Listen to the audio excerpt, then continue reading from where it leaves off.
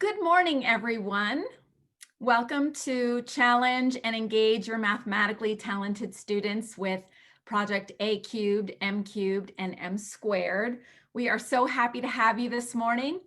My name is Geraldine Hilsey, and I'm one of your sales consultants on the Kendall Hunt side. I have been a teacher for 20 years, and I'm also a certified gifted teacher. Presenting today, we have Dr. Catherine Gavin. Kathy is the senior author of Project M Squared, M Cubed, and now A Cubed.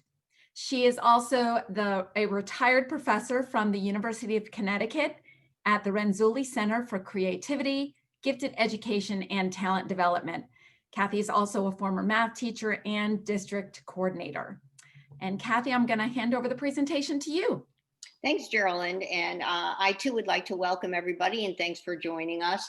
My authors and I are very excited about our new program, Project A Cubed, awesome advanced activities for mathematically talented students. And I'm going to introduce and share that with you today, as well as share some information on our other award-winning programs, M Cubed and M Squared. So let's get started. I think it's very important when we begin to think about what math curriculum for talented students is not about, because I see too many things sort of masquerading as curriculum for talented students in mathematics. And I think we need to make sure that we know what it is not about. And so, as you can see from this cartoon, it's not about hard arithmetic. It's not about having kids that master, let's say, 2-digit by 2-digit multiplication. And so you're giving them 5-digit by 3-digit multiplication. We need to realize mathematics is a lot more than computation, and that this is not the kind of challenge or critical or creative thinking that talented kids deserve. And so, also, I see in many programs, regular mathematics programs, they usually provide enrichment worksheets to differentiate for top kids, and very seldom are they anything but enrichment. For example, I pulled a couple of sheets. One of them is labeled Enrich, and it's about area code sums, and it's simply putting words around numbers. All the kids are doing here is adding two numbers together, and it says what is the sum for each of the problems. And so that certainly is not enrichment, it's actually boring practice. And the second one is from what's called an enrichment workbook. Same kind of thing. I mean, these are just math multiplication facts that the kids are doing, and they're assigning a letter to an answer and then decoding. I'm sure you've seen these around a lot. These are not what we're looking at least not what my authors and I think of as enrichment or material for talented math kids. So what is it about? Well, first of all, let me talk a little bit about our authoring group. We are all mathematics educators. We are also former math teachers, and we're also in gifted education. I have been privileged to work with two of the best in the field, Dr. Linda Sheffield and Dr. Suzanne Chapin. And we've been writing math curriculum for talented students for 20 years, starting with M Cubed and then M Squared and now A Cubed. And so I want to give you a little insight into what we think math curriculum is about. It's about new advanced content. I have a simple mantra: kids need to learn something new every single day. And that includes talented math kids sitting in your classroom. And so often that doesn't happen. And so we focus on new content, and that's advanced. And we're deals with focus and coherence and rigor. And then hallmarks of gifted education, it needs to focus on critical thinking. Mathematics educators would agree with that as well. We focus on thinking deeply about simple ideas. It's not just straight acceleration where kids are learning algebraic procedures, for example, but we want them to look at the concepts they're learning at grade level and then think deeply about them, as well as more advanced ideas, but always probing the depth and complexity. And we want them to question the answers, not just answer the questions. And we want creative thinking. We want kids to pose original problems, and we want them to come up with new solutions to problems. That, to me, is the most fun in working with talented math students. When they come up with a an answer to a problem or a new question that I haven't thought about, that aha, I get that aha that kids get in math class. And that's the exciting part of mathematics, learning, coming up with a solution or a problem that you haven't thought about before. And so we want them to experience that joy in mathematics. And so let us talk about our new activities. This is a project A cubed. As I mentioned before, there are 3 units that cover 3 different levels. And you can see a little bit here. We have a level 3-4, a 4-5, and a 5-6. And they correspond roughly to grade levels. We have done a range of grade levels because we found with our other units that teachers are using them across different grade levels depending on the ability level and interests of their kids. And so we want to provide that flexibility. In each of the units, there are 3 different content sections. And so you'll see Shape Sleuths, Amazing Algebra, Multiplication Madness, for example, in 3-4, covering 3 different content areas at the grade level. And when I say at the grade level, we've taken great pains to align them with core math content standards for the grade level and for the next grade level above. So they cover, for example, level 4-5 will have content standards from grades 4, 5, and even some from grade 6. We really wanted to take it to the next level, the advanced level. But what this allows you to do when you're teaching is to easily coordinate it to the regular math program and what's happening in the classroom at the given time. They start out each of these content sections with an anchor activity. This is sort of the key activity for the section. And all of these activities pretty much are games involving fun activities for kids to do. So there's an anchor activity that sort of involves the main concepts of the section. And then that's followed with 5 or 6 other extension activities that in some way connect back to the anchor. But again, we've tried to allow for flexibility, and you don't need to do these in sequential order. And in fact, you don't need to do all of them. So it gives teachers choices on how they want to sequence the activities with their kids. And it also gives student choices to let them choose what might be of more of interest to them. As I mentioned before, we've really spent a lot of time looking at games and puzzles to get kids to enjoy math. One of our main goals is to get kids to love mathematics. We love it, we want them to. And so they're engaging games and puzzles very similar to our M cubed and M squared. And then the final section is a culminating project.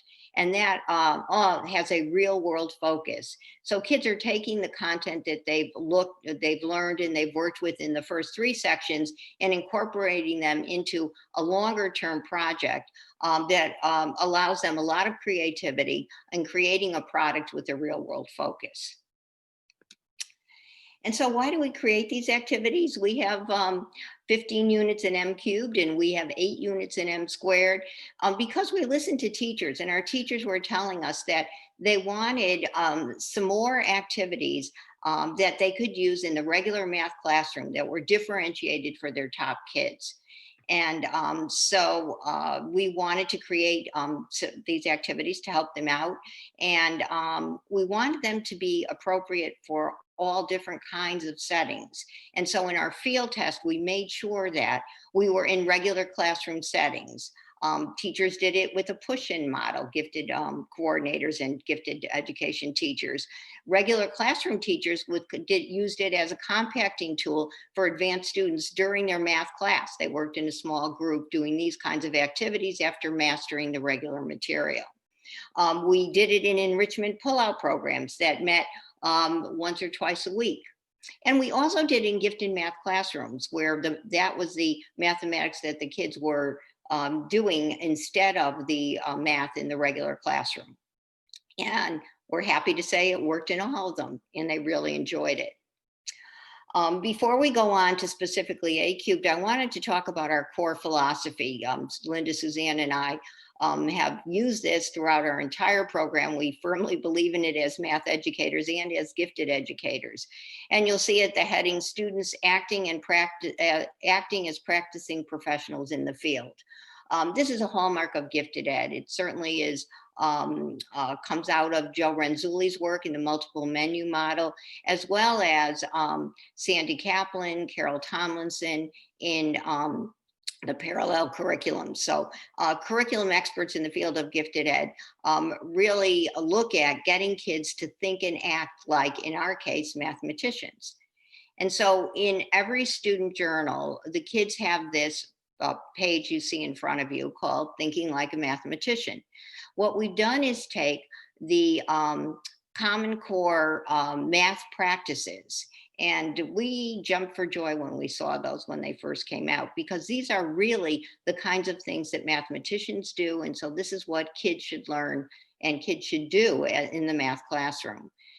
But it was written for teachers. And so what we wanted to do was take those math practices, which other state curricula, even if you're not using Common Core, have incorporated into their curricula, and write them in Kid Talk. And so instead of persevere in problem solving, we ask kids to make sense of problems and keep trying until you solve them. And we've done that with all the 8 practices. And then you'll notice there's a new one, number 9.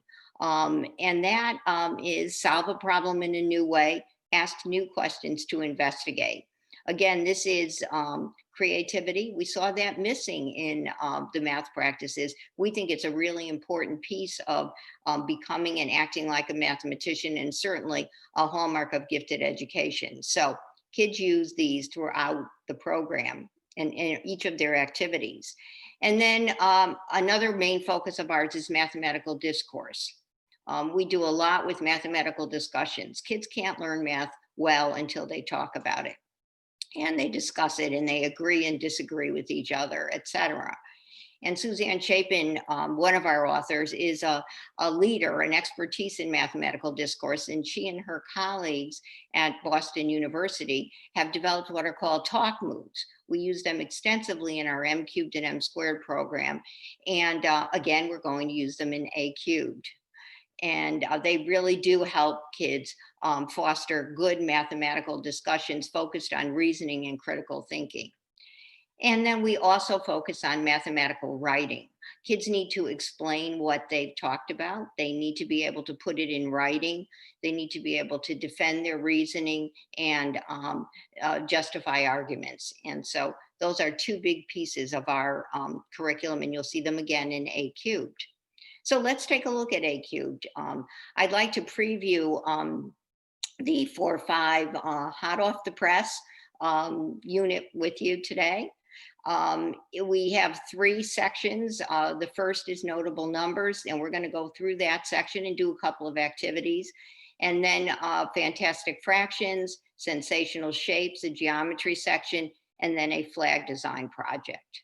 So in each of these sections, before every activity, including the project, there's an activity planning page. We listen to our teachers. And so in our field test, teachers said, we really would like a page, an overview page, to help us organize the activity ahead of time. And so on this page, you'll see a description of the activity. And you'll also see the math standards that are involved, the content standards spanning the grade levels, which will really help teachers coordinate to the math curriculum. And then the practices, and we refer students back to the Thinking Like a Mathematician sheet, encouraging them to use all of those practices in the activity.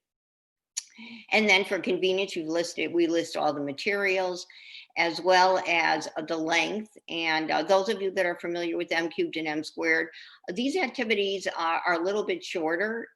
We are trying to coordinate them with 1 class period in a regular elementary classroom, so they can be done during the math class if that's the intent. And so they are about 60 minutes each. And then we also have a section on differentiating instruction. So we wrote these for top kids in mathematics, for your talented students or kids that have already mastered the regular curriculum. But we do give other ideas on how you might differentiate some of the activities for your entire class, which might work well with a push-in model. We also give hints on how to strengthen students' background if they need some more information, as well as kids that are ready to go beyond or find out more about the particular activity. So there are ways even within this to differentiate instruction. And then we always have some teaching tips. In this one, this is an activity with prime numbers. And so we give a website that kids might enjoy to play a challenging board game called Prime Climb. And the last tip here is suggesting that teachers read the answers to the student questions on the answer sheet. So following this page is the actual student workbook pages that detail the directions of the activity, as well as the questions that follow it that get them to think about the mathematics within the activity. And those questions, we have put possible responses. And we also kind of outline more of the mathematics for teachers. So we consider our curriculum an educative curriculum. What we are trying to do is give teachers the background that they might need so they can share this with their students in terms of the understanding of the mathematics. One of our, I think, advantages as mathematics educators is we really understand math content, and we understand, more importantly, how kids learn math. And so we give teachers ideas on how kids might develop the understanding of the concept, as well as possible difficulties they might have and how they can be addressed. And so let's look at notable numbers as a sample section so that you get a stronger feel for the activities. Notable numbers covers factors, multiples. This is a level 4 or 5. Those are typical standards in grades 4 or 5.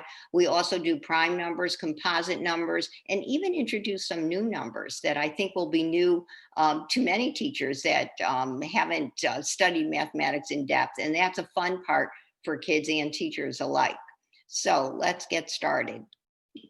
The anchor activity is called What's on My Back.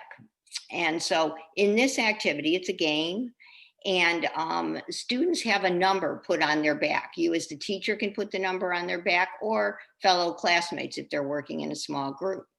And it can be put in a lanyard on their back, or it can be taped on their back. And they have to figure out what this number is. And they have to come up with questions to ask their fellow students. And then once they get those questions asked, the student will answer the question, and they have a recording sheet. And they write their question on the sheet and then the answer. And then we've added a hundreds chart down below, you can see. And so that's to help them eliminate possibilities. When they know numbers don't work based on the answer to the question, they cross off the answers. And so I'd like to play the game with you, because I think, at least for me, the best way to see how this works is to play it yourself, and you'll get an insight into what kids need to think about and consider. So let's play. Here are the rules of the game. It's a 2-digit number. And first of all, let me say, we can't play. If we were actually at the conference, I would have you getting up and putting numbers on your back and actually really doing a simulation. But here, what I'm going to do, and you could do this in a virtual environment with your kids as well, is pretend I've put a number on your back. So I know the number, and you need to guess the number. And all of you have the same number, because that's how we need to work it today. So it's a 2-digit number. You can only ask yes or no questions. And so I have to be able to answer yes or no to the question you ask. You cannot ask any questions that involve less than, greater than, or in between. So no ordering of numbers on a number line kind of thing. And your goal is to use the fewest number of questions possible. So you can make this a competitive game so that the one with the fewest questions asked is the winner, or it can be a personal best where students try each time to ask a fewer number of questions to guess the number. Okay, so those are your rules. And so you've got a number on your back. I've just put a number on your back. So I'd like you to use the chat room or the Q&A to type in. The Q&A would be best, so I can Okay, Q&A. Thanks, Geraldine. So please use the Q&A and type in a yes or no question. I usually tell the kids I want them to think about it first. Remember, you want a good question that's going to eliminate a lot of possibilities. So when you're ready, type in a question and I'll answer it. Okay, so the first one we have, is the number even? And the answer is yes. So we have an even number. Other questions now. Is it a prime number? Is it a prime number? Great question. The answer is no. So it's even, but it's not prime. Are both digits even? Are both digits even? Yes. So it's even, both digits are even, and it's not prime. Is the tens place larger than the ones place? Yes, it is. Tens place is greater than the ones place. Is the number a whole number? Yes, it's a 2-digit number, so it is a whole number. Is the number divisible by 10? Oh, good question. No, it is not. It is not divisible by 10. So it's even, but it's not divisible by 10. The tens digit is larger than the ones digit. Does my number have a 2 in the ones place? It does. Good guess. Yes. So it does. It has a 2 in the ones place. Do either of the written numbers have symmetry? I think you mean digits, written digits. We already know the ones digit is 2. So does the tens digit have symmetry? I assume you mean the actual numeral that's written. No, it does not. Is it divisible by 6? Is the entire number, I assume, divisible by 6? And the answer is yes. The entire number is divisible by 6. Getting closer. Okay. Is the tens digit even? Yes, the tens digit is even. And remember, it's greater than the ones digit. Is the number 42? It is. The number is 42. And so what we would do then is count the number of questions asked. And again, next time try to get fewer questions, but you all did a great job. Notice how hard it is when you can't ask less than, greater than, or in between. You really want to do that. What do you need to do? You start needing to think about properties of numbers, prime, multiples, even, odd. That's the number theory that we're really trying to get kids to think about. To differentiate this for an entire class, you can use, start with allowing them to use less than, greater than, or in between. Very easy to narrow down the numbers when you do that. We do give a series of numbers as part of the activity for teachers to put on kids' backs. And so you can differentiate by deciding what number goes on what student gets a particular number.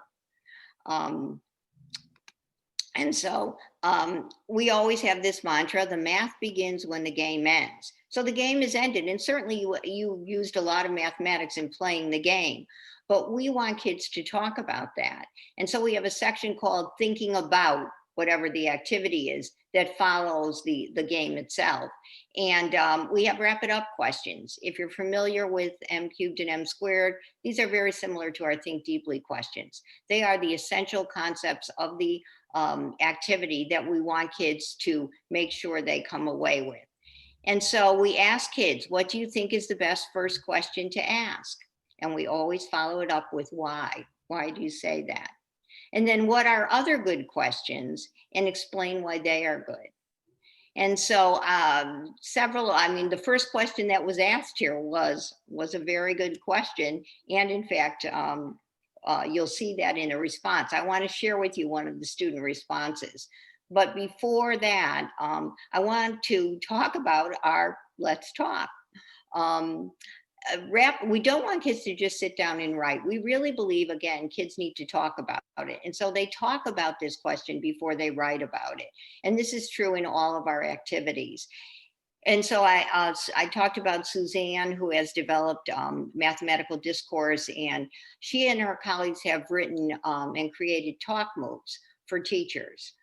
We use those extensively in M cubed and M squared. They work wonders in facilitating a rich mathematical discussion focused on the main concepts of the lesson. And what we have done here, because we have more flexibility with A cubed and we want kids to have a little more independence when they work in small groups, teachers don't need to be working with them constantly. We assume that they will, introduce the activity and then move on and let the small group work together on it. And so we want them to talk with each other. And we've created what we call talk prompts. And basically what these are talk moves for teachers written for kids. And it's really to get them started on a good math discussion without the teacher having always to be present. And so, for example, the first one is, would you repeat what you just said? And you'll see, I agree, disagree with your idea because. So to give them a little prompt in sort of how they're going to talk with one another about the mathematics. I want to add on to what you're saying. I think this because. And so this is another page that is in their student journal that they use on a regular basis. And so after they've talked about it, they write about it. And that is in our student mathematician's journal. Similar to M cubed and M squared, we feel this is a very important part of the program. Kids write about their thinking, their ideas. It's a good way for you to dialogue with students back and forth by reading their writing and commenting on it for them. It gives you a chance to do informal as well as formal assessment of each individual student. So in their student math journal, they have a wrap it up question. And they were the questions I just put up. What do you think is the best first question? And what are some other good questions?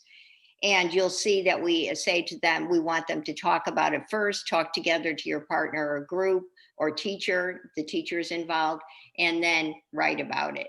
So one of our students wrote this response.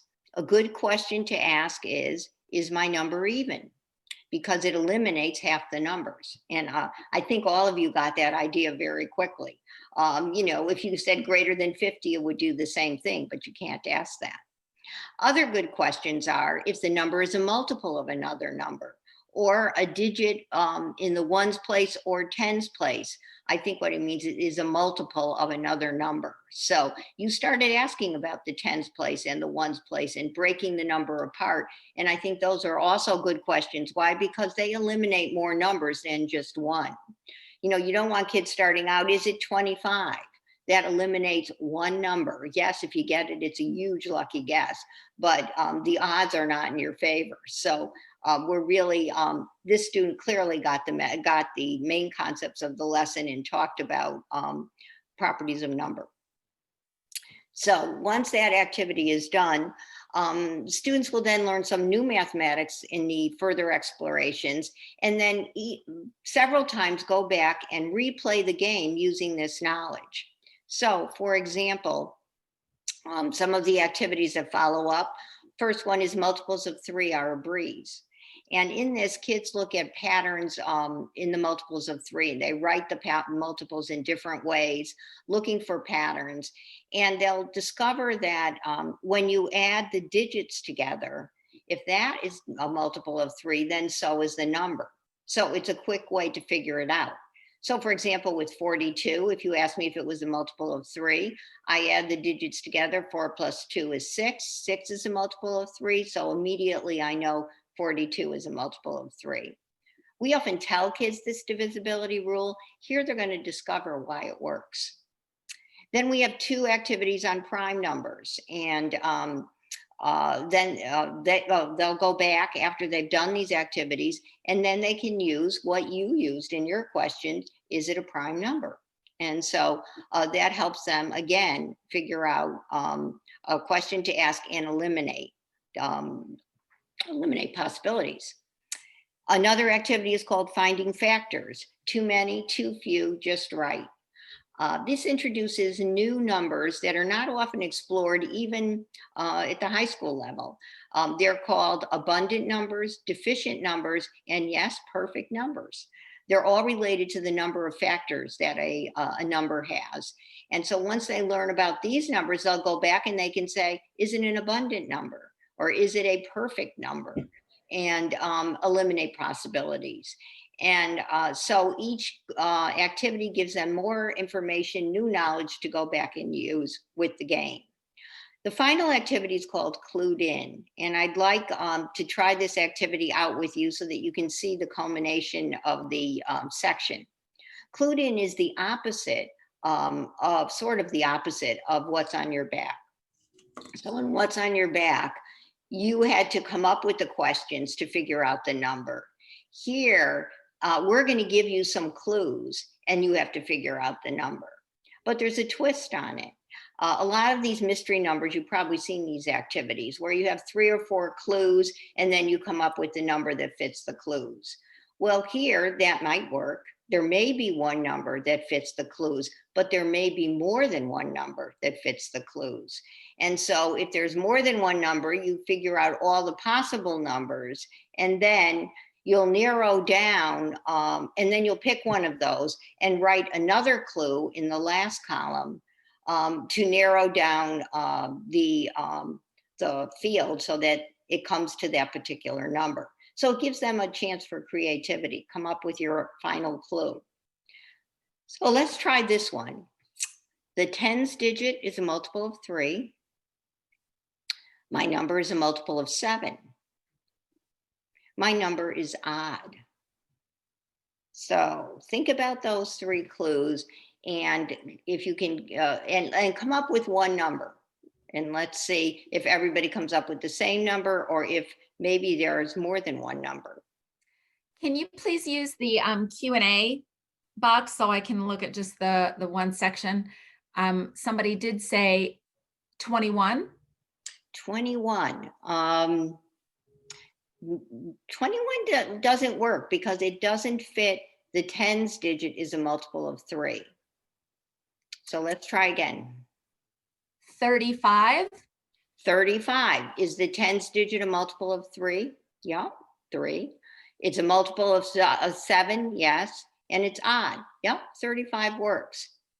Anybody get another one? 49. 49. Let's look at that first clue. That's not going to work because the tens digit's not a multiple of 3. So that doesn't work. 63. Yeah, 63. Let's look at it. Tens digits a multiple of 3. The number is odd, multiple of 7, and it's odd.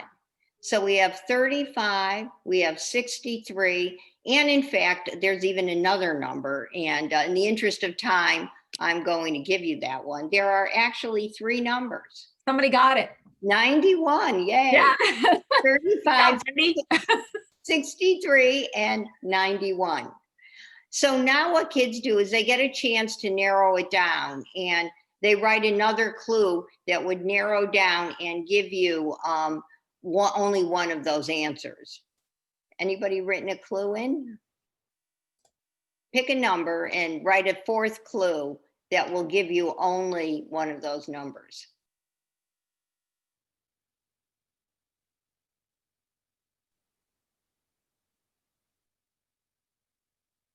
Okay, I don't have anybody. Oh, here's one. The sum of my digits is 10. Yes, the sum of my digits is 10. That would give you 91. And in fact, that was one that one of our students did. The sum of the digits is 10 for the number to be 91. And you could have other clues that would narrow down to 35. For example, my number is a multiple of 5 because the other 2 are not. And, you know, other clues as well. So, more in here too, if you want me to read any of them. Sure. Okay. We'll take one more. My tens digit is twice my ones. Oh, interesting. And that's going to give us 63. Tens digit is twice the ones digit. So we've gotten clues for all three now. So this is a nice twist. It sort of kicks the whole activity up a notch from those typical mystery numbers, which are good, but this is bringing it to the next level. And so the wrap it up for this one is the kids have to make up their own clues for a number. So they pick a number, they make up their clues, and they have to have exactly 4 clues and get to exactly one number. And so I liked this one just to share the kinds of mathematical concepts and vocabulary a student was using. My number is a square number because we talk about square numbers. My number is even. It is a multiple of 4, and the difference of my digits is 5. And I am not going to give you enough time to figure this one out. I just want you to look at the kinds of thinking that goes into the use of good vocabulary, as well as the concepts that are being used here. So that ends notable numbers. And then we have a section, fantastic fractions. And by the way, the sections don't have to be done in any particular order either. So depending on what the classroom is working on at a given time, they can pick the particular section they want to work on with, you can with your students. So fractions deals with adding and subtracting of fractions as well as decimals, comparing and ordering fractions, and we even have a tangram fraction game where they look at fractional parts of a whole. And then the last section is geometry, and we're looking at sensational shapes. These are focus is 2-dimensional shapes. We're looking at sorting and classifying shapes, which fosters a lot of good analytical thinking and reasoning. We look at parallel, perpendicular, and intersecting lines. And we also look at lines of symmetry. I loved that lines of symmetry question for the number that you were guessing. Oh, very creative. And then finally, there's a project, and that is creating your own flag design. And so here kids really get to be creative. They can make their own flag, but there are some rules and stipulations, and that's kind of putting together all of the concepts in the unit. So they have to use so many shapes, certain number of shapes, certain kinds of shapes. They have to make sure they incorporate so many lines of symmetry. They measure area and perimeter using fractional numbers. And so they put all that together. But what they then do is create a cool project to share. You can share it in a family math event. They can share it with their classmates. And they each have their own flag. You can then decorate your room with flags of different designs. And so that's a sort of a brief overview of how our awesome advanced activities units are created. We field tested these in a variety of settings. We had diverse settings, urban, suburban, and rural. We also had diverse populations. And as I said, they were in all different kinds of classrooms. And so I wanted to share with you, you know, I can tell you how wonderful these units are, but I created them along with my authors. So I wanted to give you some of the teacher comments, feedback that they shared with us. And so a math enrichment specialist who worked with her students said, this was a fantastic unit. The caps are hers. I've copied these word for word. And she loved it and she thanked us. A 6th grade math teacher, when we field tested our 5-6 unit, said, the wrap it up questions were great. They pulled at student understanding of the big ideas. A push-in enrichment teacher said, what an ideal way to teach high-level math students in heterogeneous groups. She really had lots of success with that. And then we had a 5th grade math teacher, regular classroom teacher, and she said, I feel strongly that this unit highlights what true enrichment means, challenging students with engaging, meaningful activities that incorporate multiple standards for mathematical practice. And so they all seem to really enjoy it, and we got some very positive feedback from the unit. And so Geraldine's going to talk to you more about materials for and how to obtain those from Kendall Hunt at the end. And I just wanted to now switch to M cubed and M squared. For those of you that are not familiar with those, these have been around for quite a while. They're award-winning National Association for Gifted Children Outstanding Curriculum Award for 9 years running. And we also have several publications, including Research Paper of the Year for Gifted Education in Gifted Child Quarterly. Our research, we had an opportunity because we had large multi-million dollar grants to do some significant research, and we were so pleased with the results and honored that we were received the Paper of the Year. Again, these are very similar to M Cubed, challenging math content, focused on depth and complexity, Sandy Kaplan's model, and then looking for enrichment and engagement, getting kids to think and act like mathematicians and to love math. And so Project M Cubed, Mentoring Mathematical Minds, was our first project. It was a Javits grant, a 6-year Javits grant project. We wrote 15 units. We started with 12 and now we have 15 units. They're across all content areas. They were for grades 3 to 6. So this is the same grade level that we're targeting for A Cubed. Number and operations, algebra. We looked at data, statistics, and probability, geometry and measurement, ratios, and proportional reasoning. And so we have units across those levels.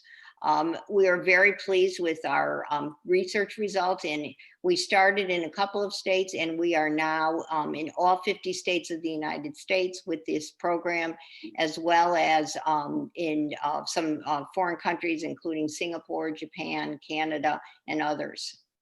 Now, the difference between M Cubed and M Squared that I'm going to talk about next and A Cubed is these units were written as replacement units. So a teacher can do an entire unit, say on geometry, as a replacement unit for the geometry curriculum at the regular grade level. They develop concepts over a series of lessons, generally taking a few weeks, and each lesson is probably 2 to 3 days long. So it is coherent, focused development of a concept over a period of time, as opposed to our A Cubed activities, which are more supplementary activities to use when kids have mastered the regular curriculum. So talking about M Squared, mentoring young mathematicians, this was a National Science Foundation grant, again, a 6-year grant for several $1 million. We're very fortunate to receive grant. And these are for students in grades kindergarten, first, and second. And we have 8 units in this group. Again, each unit focuses on a single content area and develops it across the unit for several weeks. We have geometry, measurement, and number in this series in kindergarten, first, and second grade. And the series is written for, this series, K2, is written for all kids. M Cubed was written specifically for talented students in mathematics. K2 was written to be used in the regular classroom with all kids. It can also easily be used in a gifted classroom as well, because it's certainly high level enough. In fact, what we do, which is different than other curriculum writers, is we start at the high level and we differentiate down. So with this, we've built in more supports for students that might need some help, as opposed to starting here and trying to go up. And that always never quite gets high enough. So several school districts use these in their gifted programs, if they have programs at this level. But one of the nice uses and one of the things that springboards that we've really sort of thought about as we wrote these units is just to use them as spotting talent for future gifted programs. And so several districts have found quite a lot of success in looking at this program as talent spotting. And Charleston, South Carolina County has used it in that way. Fairfax, Virginia has used it in their Young Scholars program in that way. Several Javits programs have used it to identify talent in young students, including Project Spark and Project Bridge. And so you might think about this as you, if you have kindergarten, first and second grade teachers, or if you're one yourself, using it as a replacement unit in the regular curriculum, and seeing if you can spot some talent in your kids to move them forward as they go on their path through life in learning mathematics. And so now I'm going to turn it over to Geraldine. But before I do, one more thing. If you'd like to learn more about M cubed and M squared, we have websites. These websites were developed during the course of the grant, so they're on the University of Connecticut UConn website, but you can go directly to them with these web addresses. And so they're M cubed and M squared, and lots of information on there. There's also some activities for kids separate from the program that they can use. These websites are open to anyone, and it talks about describes the units. Also, there are some very nice videos on there that we have developed during the course of the program. And you can see the units in action, the activities in the classroom. You can look at our talk moves through some of the math discussion videos, and have some fun exploring. And so I thank you for your attention, and I'm going to turn it over to Geraldine to tell you more about how you can obtain these materials. All right, thank you, Kathy. So the A cubed materials are almost like the M squared and M cubed, if you're familiar with those. It will come with a teacher guide and 3-year online access. It'll also come with a student mathematician journal for each unit, and also game cards that are already created and perforated so you can use them with your students. Level 4-5 is on the press right now, so it'll be ready, I believe, in the next week or so. Then level 5-6 will come out next, I think in January. And then lastly, level 4 and 5 will be coming in summer of 2021. Yeah, level 3-4, right? Summer 3-4, excuse me, 2021. If we can switch to the next slide, Kathy. So you can get more information on M squared, M cubed, and A cubed. We'd love for you to come and visit our virtual booth at NAGC. Also, being on this webinar today, we're going to be sending you the actual activity that you did. So you'll get the planning page, the teacher planning page, and a clean copy of the student page as well. So you can use that in your classroom or use it virtually, just like we did today. And if you have any additional questions about M squared, M cubed, or A cubed, you can ask any of us at the virtual booth. There is 4 of us. I'm Geraldine, as I explained before, but we have Barb and Susie and Meg, and we all cover the United States together. So we're in different states. So, but you can ask any of us any of the questions that you have. So if you have some questions now, go ahead and pop them in the Q&A, and I can answer those, or you can stop by our booth. I'm going to go ahead and click on here and see if we have anything.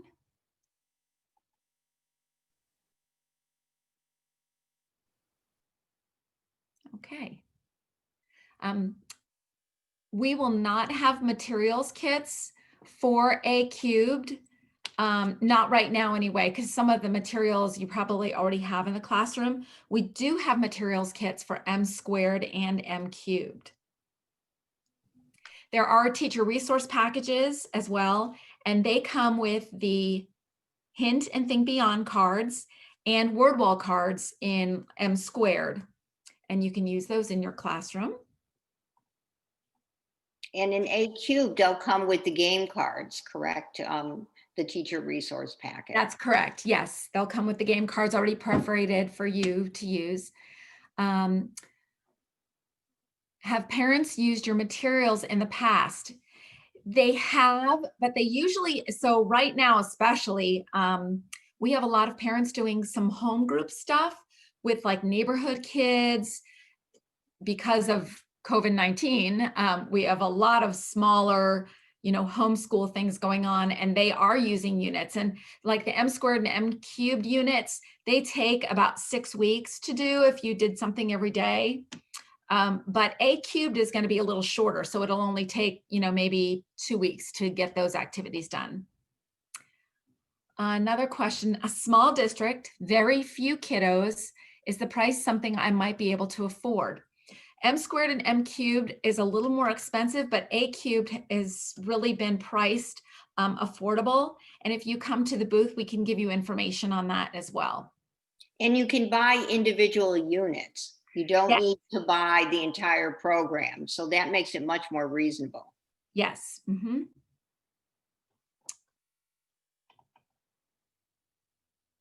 Anybody else have any questions?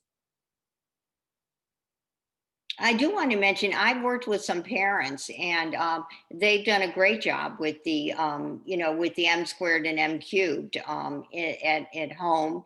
And they've also gone in and done workshops with kids after school. I should also mention M cubed in particular, we had Hartford, Connecticut, got a grant to do from Travelers Insurance to do an after school math enrichment program. And they used M cubed throughout for that program. And it was a huge success. And so they picked certain units and they went through the units and they met twice a week and worked with the kids. The kids really enjoyed it. They did not have a gifted program. So this was something that they could offer to their top kids. And then at the end, they would have a family math event, which the kids actually ran. And they taught their parents the games in the unit.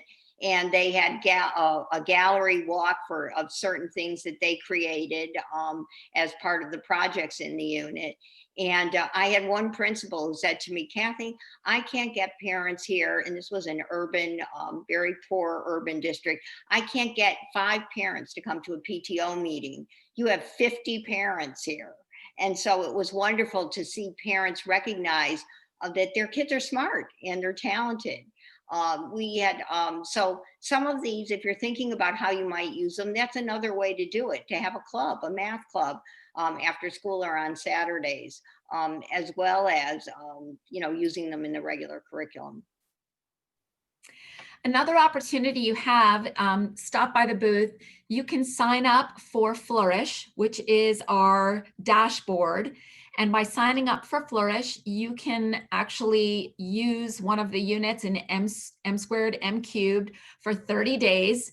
And you'll be able to see the entire teacher guide. So you'll be able to try some of the lessons. And that's in addition to the lesson that we're going to email you for A cubed. And then for A cubed, since we don't have anything in Flourish yet, you can fill out a Tell Me More form and put the promo code NAGC20. I'm going to actually type that in the box. Type that in our chat box right now. So you have that, NAGC20. And if you decide to purchase anything using this promo code, you'll get free shipping through December 20th, I believe that is. All right. Here's another question. I am new to the gifted world. Which project do you suggest that I tackle first? That's a great question. And Kathy, why don't you go ahead and take it? Well, it depends. What grade level are your students? So type that in for me, and that'll help me. Or what's your position? So while they're typing, oh, here we go. Grades 2 through 5. Okay. So I would think about M squared with that grade level, and pick a unit and try out the unit with some of your kids. And if you're in a pullout program, it will work beautifully. One of the units, go ahead. Kathy, she actually said grades 2 through 5, so it's probably M cubed, right? Well, yeah, she could start with grade 2 M squared. Oh, but grade 2 for M squared, yeah, right. I think M cubed. I think you're right, Geraldine. M cubed would probably, I was thinking younger. M cubed would probably be great. One of the units I recommend to start with in M cubed is the Moley Stone. It's really a very popular unit. It's on place value and numeration. The kids are on an adventure in China and an archaeological dig, and they discover this stone, and they're learning new numeration systems, the Chinese system, the Egyptian system, and connecting them back to our system. They also learn a base 3 system. It's a very cool unit, and everyone seems to really like it. For A cubed, try the 4-5 unit. If you want shorter activities, that's the one that's just coming out. I just did some of the activities with you. Those are going to take you about an hour to do. And so I would recommend either of those two, Moly Stone M cubed or our brand new level 4-5 A cubed. There was one more question on there, Kathy, about is it cost effective to purchase the whole program instead of just one unit individually? It's not. It's probably easier for you to get a couple units, like maybe one for 3rd grade, one for 4th, one for 5th to start out with. There's, if I remember correctly, 5 units for level 3-4, 4 for 4-5, and 5 for level 5-6. So depending on, what grade level that you're going to start with, I would probably suggest doing 1 unit with each grade level first. I mean, you could get the whole program, but you're not going to be able to teach all of those at one time. And I would also suggest getting one of the A cubed units to go along with that, depending what grade level you are. Certainly the A cubed units, when they all are out, purchasing all 3 of those at once makes sense to me, because they're shorter units and you'll be able to use them across the grade levels. Okay, I don't see any more questions. And Angie, do you see any more questions on there? No, nope. Okay. Well, if you would love to come to the virtual booth, we'd love to help you and give you some more information for A cubed, M squared, and M cubed. Kathy, thank you so much for your time today and presenting. I always love presenting with you. And thank you all. And I'd like to thank everyone for tuning in and wish you all an enjoyable conference and a very successful and happy school year ahead. Thanks so much.